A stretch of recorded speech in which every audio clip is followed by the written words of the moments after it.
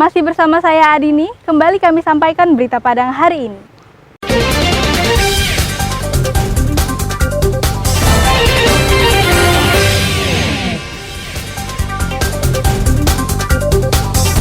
Bupati Pasaman Barat bantah promosikan anaknya ke wali nagari dan camat di rumah dinasnya.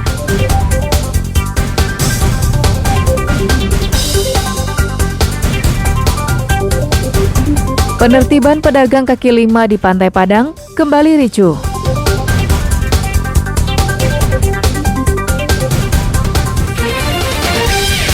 Pura-pura salat, seorang pemuda gasak isi kotak amal masjid.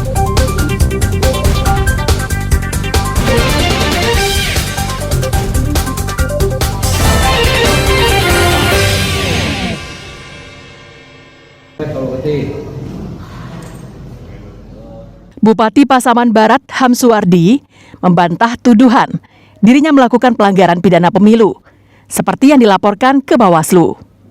Hamsuwardi mengatakan tidak ada pertemuan khusus dirinya dengan wali nagari dan camat se-Pasaman Barat, apalagi mengajak memilih anaknya menjadi anggota DPR RI.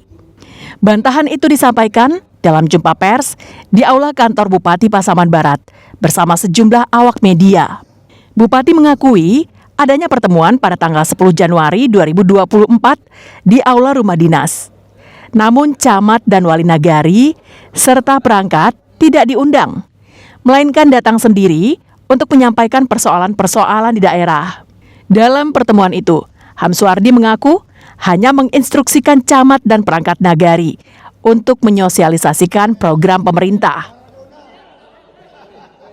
Yang pertama, kita tidak mengundang. Saya tidak mengundang siapa-siapa, dan waktu camat menyampaikan kepada saya ingin bertemu, hanya itu saja. Dan yang saya sampaikan kepada camat wali nagari menyampaikan program. Tolong sampaikan program ini kepada masyarakat. Saya berharap tidak satu pun masyarakat yang tidak tahu dengan program Bupati Pasaman Barat. Sebelumnya, Bupati dilaporkan dugaan pelanggaran pidana pemilu ke Bawaslu Pasaman Barat pada Senin pekan lalu. Safatul Ulum melaporkan dari Pasaman Barat.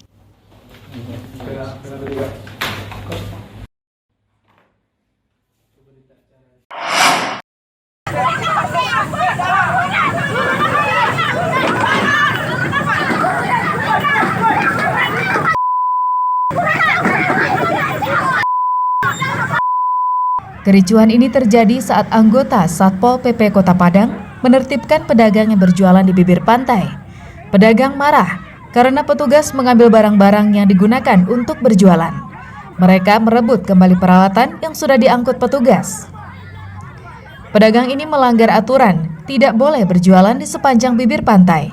Menurut Bambang, Kepala Bidang Perlindungan Masyarakat Satpol PP, petugas telah berulang kali memberikan peringatan, namun tidak diindahkan. Sebenarnya, pemerintah Kota Padang sudah menyediakan tempat bagi pedagang di Lapo Panjang, di seberang Jalan Samudra. Namun menurut Bambang, sebagian besar pedagang menyewakan kepada pihak lain dan memilih kembali berjualan di bibir pantai. Saat kericuhan, Bambang mengaku anggotanya diserang dan kaca kendaraan dipecah. Baik, penyerangan itu sebetulnya kami nggak mau dalam melakukan tindakan penitipan PKL yang ada di isi. Cuma para pedagang-pedagang tersebut sering melanggar aturan. Dan diserang pertama anggota kami juga dalam melakukan penitipan. Yang kedua, ada mobil yang dipecahkan kacanya. Gitu. Sebetulnya di tepi pantai itu tidak ada izinnya. Ya, sesuai dengan Perda Dita 11 tahun 2005. Tak terima anggotanya diserang serta kendaraannya dirusak, Satpol PP Kota Padang melaporkannya ke polisi. Alfi melaporkan dari Padang.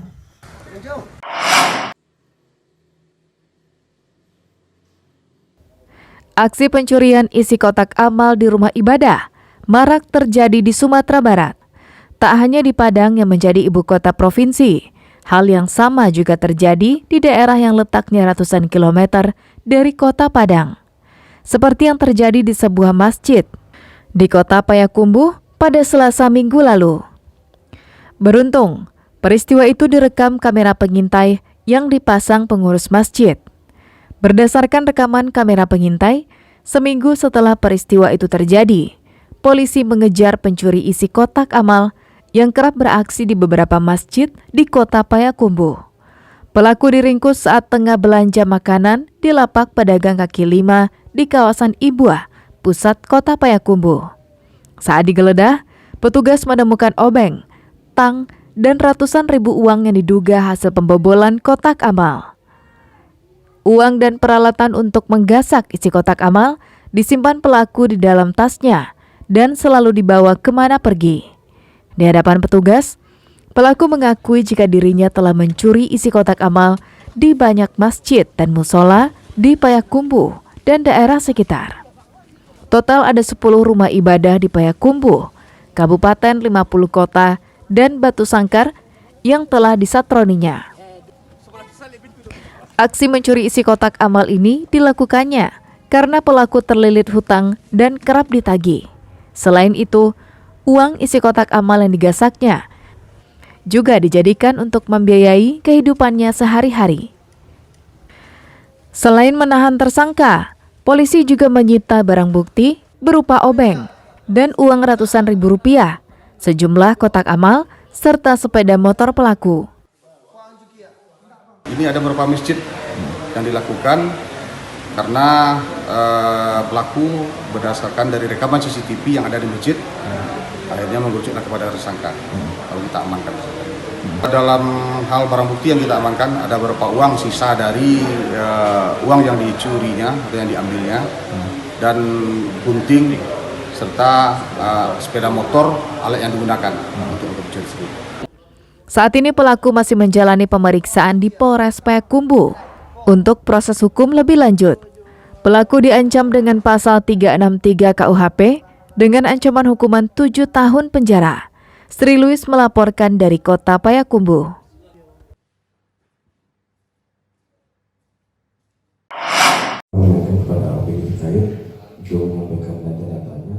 Pemerintah Kabupaten Agam menambah masa tanggap darurat bencana erupsi Gunung Marapi hingga 1 bulan ke depan, terhitung tanggal 25 Januari hingga 25 Februari.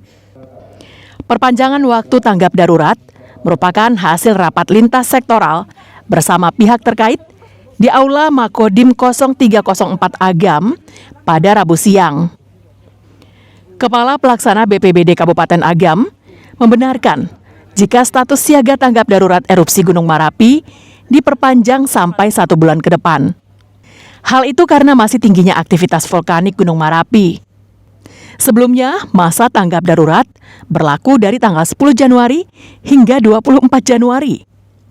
Ketua Tim Pusat Vulkanologi dan Mitigasi Bencana Geologi, Supriyadi Dwi Astuti menerangkan, beberapa hari lalu muncul gempa vulkanik dangkal yang mengindikasikan bahwa aliran magma mendekati permukaan. Namun kapan keluarnya tidak bisa diprediksi. Gempa vulkanik dangkal terjadi Selasa, 27 Januari, sebanyak 27 kali dengan amplitudo antara 1,5 hingga 4,2 mm dengan durasi 26 detik. Gasnya itu naik tapi kecil gitu. Terus kemudian kita juga nanti menunggu dulu perkembangan gunungnya. Jadi kan kita juga merekam adanya inflasi. Inflasi itu pengembangan tubuh gunung api. Mengapa tubuh gunung api itu mengembang? Karena ada magma yang naik. Untuk saat ini masih di kawah Fairpeak yang utama. Kita melihat bahwa yang kawah yang aktif masih kawah Fairpeak. Warga Bukit Batabuah yang berada di radius 4,5 km dari puncak, sebagian masih mengevakuasi diri ke tempat yang lebih aman pada malam hari. Sedangkan aktivitas siang hari tetap dilanjutkan karena perekonomian mereka berasal dari perkebunan di lereng gunung. Hal itu disampaikan salah seorang kerabat warga lereng Marapi yang setiap sore menjemput orang tuanya untuk turun ke radius aman. Jalannya kok orang kaya. Kenapa Pak? Tapi erupsi gunung itu harusnya mengisi malam siang balik sekolah. Gitu. Fungsinya kemana, Pak? Ke tempat tinggal Jauh dari sini, Pak? sekitar 2 kilo lah. Ya, pagi antar sekolah. Sejak awal erupsi 3 Desember tahun lalu hingga kini, terdata Gunung Merapi mengalami erupsi sebanyak 139 kali letusan dan 792 hembusan. Dina Amrina melaporkan dari Bukit Tinggi.